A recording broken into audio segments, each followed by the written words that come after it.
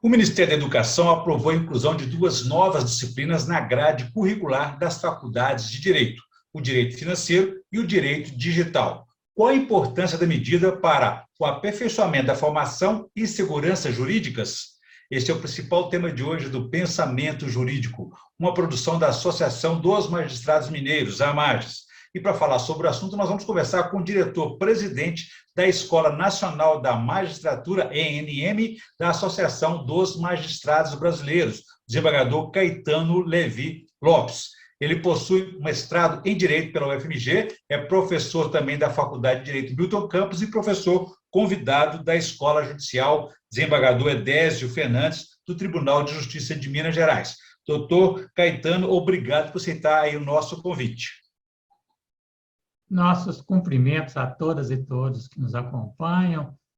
A honra foi toda minha receber esse convite para tratar de um tema bastante recente e que, é claro, é de interesse geral. Obrigado. E a você que nos acompanha, a favor, inscrever-se no canal da AMAGES no YouTube e enviar suas sugestões e comentários que serão muito bem-vindos. Doutor Caetano, então essa novidade, o Ministério da Educação aprovou a inclusão do direito financeiro, direito digital, no curso de Direito. Quais são aí os aperfeiçoamentos importantes para a formação jurídica, para a segurança jurídica com essa inclusão? Várias faculdades voluntariamente já haviam implementado essa matéria, ou estas matérias. A primeira é o direito financeiro. Vou aqui rememorar quase meio século, porque há 48 anos eu me formava na graduação em Direito, nós estudávamos dentro da economia política e dentro do direito tributário um pouco de direito financeiro. Que o direito financeiro nada mais é do que cuidar das finanças públicas, orçamento público e tudo mais. Não se confunde com o direito tributário, que é apenas fonte de arrecadação. E o direito digital é um fenômeno, evidentemente, do nosso tempo. Sim. O avanço da tecnologia digital tem sido muito grande. Nestas últimas 3 décadas, saímos praticamente da Idade da Pedra, né? Para essa parafernália eletrônica que temos hoje, e ainda bem que os jovens se adaptaram bem a isso, que nós, da nossa geração, já temos uma certa dificuldade. Tal a rapidez com que as coisas acontecem. Nós estamos indo a reboque, né? Exato. E a pandemia acabou por acelerar o processo na área da educação com o ensino à distância. O que iria acontecer nos próximos 5, 6 anos, acabou acontecendo em poucos meses. Entendi. E tudo isso é necessário que o direito discipline. E vem disciplinando. Sim. Quer via Poder Legislativo, quer via o próprio Poder Judiciário, com a jurisprudência, criando normas pretorianas. Entendi. Isso é necessário que passe a fazer parte da grade escolar, porque é irreversível. Uhum. Eu comparo o que está acontecendo hoje com o final da Belle Époque, no início do século passado. Veio a Primeira Guerra Mundial e nada mais foi a mesma coisa. Não tenhamos dúvida, após a pandemia não será mais o que foi antes. Não vai haver um retorno. E nesse campo digital, eu insisto muito, é necessário que o direito discipline até para que haja segurança jurídica nas relações. Ora, Entendi. nenhum lugar melhor do que isso que os bancos escolares, né, para começar a aprender. Exatamente. Agora, doutor Caetano, o que se pretende com essas duas disciplinas? Vamos falar primeiro do direito financeiro. O senhor falou a respeito de contas públicas, né? É importante ter essa visão, essa compreensão, onde é que ela mostra a sua importância maior? Olha, o curso de graduação, na verdade, ele é um curso bem generalista. As especializações vêm depois para quem se graduou, cada um seguindo a sua tendência, a sua vocação. Mas, se no nosso tempo, estou falando há meio século, o fundamental era saber direito constitucional processo civil e civil, processo penal e penal, agora os tempos mudaram. E há necessidade para formar não só um bom profissional do direito, mas o próprio cidadão, que ele entenda esses mecanismos de financiamento do Estado e de emprego dos recursos públicos. Não basta reclamar, porque essa verba foi mal empregada ou aquela foi mal empregada, porque o orçamento é isso ou aquilo. Não, vamos aprender a fazer. Nos bancos escolares da graduação em Direito, é o momento que eu diria de aprimorar, porque isso já deveria, inclusive, ser grade escolar do ensino médio. Da mesma forma que direito constitucional é essencial no ensino médio, pelo menos os rudimentos, para se formar um cidadão. Ainda que ele queira ciências exatas ou coisa que equivale, ele tem que ter consciência dos seus direitos e seus deveres. Entendi. Mas também ele deve ter consciência de como o Estado arrecada e onde que o Estado emprega. Agora, da avaliação do senhor aí, como é que se faz para aqueles que já se formaram, né, que estão na ativa, o jurista, seja ele advogado, seja ele até magistrado? Isso vai fazer falta ou existe uma formação continuada que poderá ajudá-lo nesse sentido? Então, já a formação continuada, sim. Várias entidades de ensino já ministram não só pós-graduação lato sensu, mas até pós-graduação estrito sensu e cursos mesmo de atualização. E hoje, com esta disseminação do ensino à distância, o EAD, tornou-se ainda bem mais fácil. E não é necessário que ele se especialize. Ele pode fazer esses cursos apenas para se informar, para melhor entender como deve ser o funcionamento do Estado no setor financeiro. Muito bem. Até porque tem muitos casos de judicialização da saúde, é uma hora importante de entender um pouco isso, né? Ah, sim. A Constituição determina a aplicação do percentual mínimo do orçamento, né, para a saúde, para a educação, mas será que é bem empregado? E se bem empregado, mas tem um problema justamente da judicialização?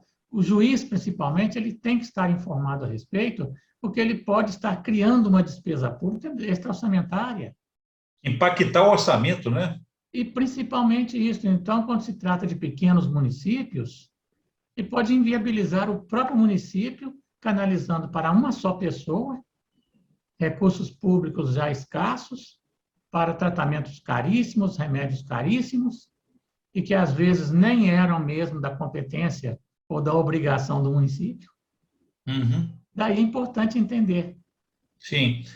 Agora, sobre o direito digital, doutor Caetano, também é importante, para a prestação jurisdicional, por exemplo, no caso do magistrado e da magistrada, compreender um pouco mais à medida em que ele vai ter que julgar casos aí dessas relações virtuais, especialmente no comércio, né? O e-commerce, né? Muito usado aí hoje.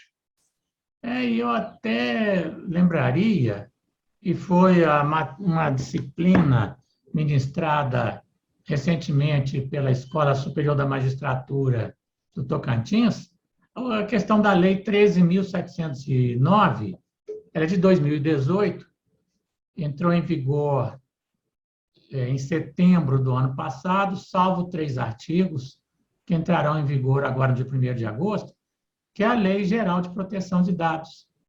Esta lei é de extrema importância e deve ser estudada no direito digital. Ela até tinha o primeiro nome de Marco Civil da Internet. Uhum. Mas aí veio uma segunda lei mudando para a Lei Geral da Proteção de Dados. LGPD, vai muito né? além de internet. E vivemos uma época de comunicações muito rápidas, circulação muito rápida de dados, e quase que descontroladas. E eu sempre relembro com meus alunos que tudo na vida é como Deus Janus, um Deus indiano, que tinha a dupla face, a face clara e a face escura. A face clara é a face do bem. Os meios digitais bem empregados são fantásticos. Gente, quando um médico realiza uma cirurgia, fazendo 3 furinhos, 4, no paciente introduzindo microcâmera, indo lá onde precisa fazer a incisão, convenhamos que isso é fantástico. Mas temos também os hackers, né? A face escura. Veja, há não muito tempo, o Superior Tribunal de Justiça esteve fora do ar. Exato. por uns dias por causa disso. Recentemente, o Tribunal do Rio Grande do Sul, essa é a face escura. Por isso tem que ter, sim, um preparo profissional bom, não só para bem empregar esses meios, as normas que disciplinam esses meios, mas também para verificar as sanções para quem prefere uma conduta contrária à lei. Entendi. Doutor Caetano, além dessas duas mudanças, existem outras alterações curriculares e, de forma geral, como é que o senhor acha que deve ser essa formação do jurista? Eu me preocupo muito com a sobrecarga de muitas disciplinas novas e deixando em detrimento do básico. Sem dúvida, disciplinas novas são bem-vindas, mas não podemos perder o foco que um bom profissional do direito tem que dominar as 5 disciplinas que eu disse. Direito constitucional, direito civil e processo civil, direito penal e processo penal. Isso é o fundamental. Também é fundamental, e tem sido deixado um pouco de lado, filosofia do direito e história do direito. Porque a filosofia é o ápice. É pela filosofia que a gente entende tudo, como as instituições funcionam ou deveriam funcionar, as instituições jurídicas que são boas ou não. E a Sim, história do direito vai mostrando essa trajetória da exatamente. humanidade. Uhum. Agora, há muita disciplina, claro, tem sua importância, mas que deveria ser deixada para a pós-graduação, principalmente a pós-graduação lato sensu. Eu pergunto isso para o senhor porque eu vejo que cada vez mais, no caso da magistratura, um envolvimento e uma dedicação muito grande com a questão da gestão, né? O magistrado ou a magistrada vai para o interior, eles vão gerenciar uma comarca inteira, né? Diretor de foro e tal. Quer dizer, a gestão também deveria ou poderia ou não mereceria essa disciplina numa faculdade de Direito? Não, a gestão eu já entendo que diz mais respeito às escolas judiciais e de magistratura, Entendi. porque é algo mais específico do Poder Judiciário, como também no Ministério Público, né? As escolas do Aham, Ministério Público. E seria uma sobrecarga no currículo de faculdades que não justificaria, porque entendi, nem todos os alunos pretendem ser juízes, pretendem ser promotores entendi. de justiça. É verdade. Agora, uma preocupação muito dos estudantes de direito é com o excesso de leis do país, seus detalhamentos. Como absorver esse conhecimento? É uma questão de prazo, médio, longo prazo? Olha, eu sempre falo com meus alunos que nós estamos no sistema jurídico romano-germânico, onde realmente predomina a norma jurídica, principalmente aquela que vem do poder legislativo.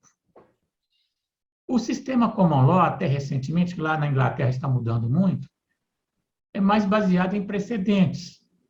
Começaram a ser formados em 1066, portanto, há quase 1000 anos, com a invasão normanda da Inglaterra, até nossos dias.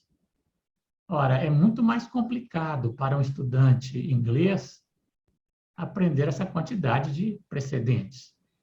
Eu estive há exatos 10 anos num evento da AMB, um congresso internacional no Canadá. E tivemos em Toronto, em Montreal e na capital. Lá eles falam Ottawa, nós falamos Ottawa.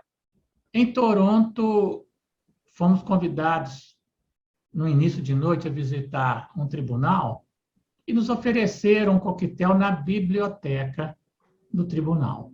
Eu, na época, ainda fotografei estantes e mais estantes, muitas estantes, de precedentes judiciais. Olha, eu preferia ter mais leis, confesso. É bem verdade que houve um grande jurista italiano, agora não sei se foi o Calamandrei ou o Carnelucci, que já no final da vida escreveu uma obrazinha muito com um nome mesmo muito negativa, eu diria, a morte do direito, e ele dizia que o direito está morrendo por excesso de leis. Eu acho que foi assim um certo pessimismo. Mas a sociedade é dinâmica. Há 50 anos não era impensável falar numa lei de proteção de dados, numa lei disciplinando o processo eletrônico. Mas a tecnologia evoluiu, a sociedade evoluiu, é necessário esse tipo de legislação. E além do dinamismo, doutor Caetano, a realidade tem contextos também, né? O senhor, como jurista, juiz, magistrado de carreira, juiz, desembargador, professor, mestrado, né? Mestrado de Direito que o senhor tem também aí, diretor-presidente da Escola Nacional da Magistratura. O que o senhor recomendaria? O jurista ou o magistrado, a magistrada, eles devem se fixar apenas no texto da lei para conduzir um processo, por exemplo, ou fazer a interpretação à luz de uma realidade? A lei é a segurança do cidadão. O parágrafo 1 do artigo 1º da Constituição diz claramente que todo o poder emana do povo, que o exerce diretamente ou por meio de representantes eleitos. Então, no nosso sistema jurídico, a norma básica é a norma legal. Mas a lei, quando o legislador produz a norma legal, produz a lei, ele tem em vista uma situação. Mas daí há 15, 20, 30 anos tudo muda. Veja a nossa Constituição, que é excelente.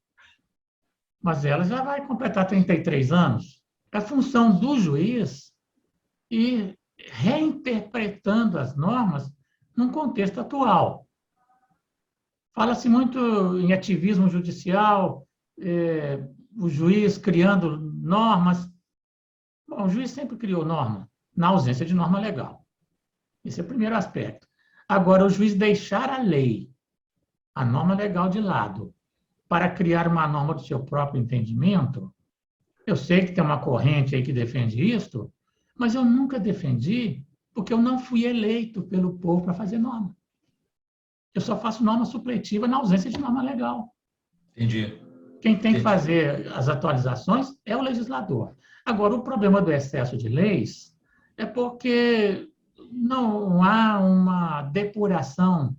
Seria bom que o Congresso Nacional fizesse uma comissão que estudasse todos os nossos diplomas legislativos e revogasse tudo que já não tem necessidade mais.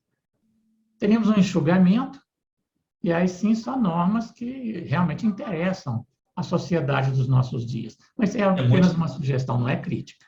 É muito trabalho também, né? Mas doutor Caetano, nós estamos na reta final do nosso programa, da nossa entrevista. Gostaria que o senhor falasse um pouco sobre a Escola Nacional da Magistratura, a ENM, da AMB, que o senhor dirige, né? Ela tem 70 anos já e continua tendo um papel importante na formação continuada dos magistrados. O senhor falou de ativismo judicial, por exemplo, tem um curso na grade da escola para esse período aí. Qual que é a importância da escola judicial aí ser ligada, por exemplo, ao associativismo? Olha, nós temos no Brasil 2 tipos de escola judicial. A escola judicial de governo, que são dos tribunais, e as escolas associativas. Em Minas Gerais só tem a de governo, a EGF. Mas alguns estados têm as 2 escolas, as associativas e as de governo. Para as escolas de governo estaduais e federais, a emenda constitucional 45 determinou a criação da Infam, que é vinculada ao Superior Tribunal de Justiça. Agora, as associativas tiveram como ponto de partida a Escola Nacional da Magistratura, que é filiada à Associação dos Magistrados Brasileiros, ou melhor, é órgão da AMB desde a sua criação. A Escola Nacional tem a vantagem que ela atua em todos os ramos do judiciário brasileiro. Não só o judiciário dos estados, DF, e o judiciário, a Justiça Federal, mas também a trabalhista, a eleitoral, a militar. Entendi. Na nossa gestão, eu tenho procurado imprimir uma condução democrática, abrindo oportunidade, inclusive, para as escolas. desses setores menores em quantidade de juízes. A Justiça Militar, por exemplo, ela tem uma quantidade pequena de juízes, porque a Justiça Militar Federal e apenas 3 estados têm Justiça Militar Estadual. Minas Gerais, São Paulo e Rio Grande do Sul. Uhum. Mas nem por isso elas podem ficar relegadas. Temos procurado atuar. E este ano, aliás, começou um trabalho nosso no ano passado, nós estamos abrindo a escola para a comunidade jurídica. Então, nós ministramos cursos para nossos associados e também para os operadores do direito e os futuros operadores do direito, os alunos de faculdade de direito. Esta foi uma grande novidade, um grande avanço da escola. Estamos trabalhando muito para termos também pós-graduação em parcerias e, no futuro, quem sabe, uma pós-graduação da própria Escola Nacional. Muito bem. Temos também nosso trabalho junto a grandes entidades internacionais para intercâmbio. Ok. Muito bem, doutor Caetano, como eu sempre faço aqui no encerramento da nossa entrevista, eu peço ao nosso convidado para fazer indicação de leitura para a nossa audiência. O que o senhor tem para a gente, por favor? Olha, eu normalmente leio de forma simultânea 3 obras, mas uma tem chamado muito a minha atenção pelo seu caráter até histórico, que é a obra Vozes do Cristianismo Primitivo. São 2 autores, A. Glynn Hinson, um inglês, e Paulo Siepierski, que é brasileiro. É da editorial Arte Editorial, que é de São Paulo.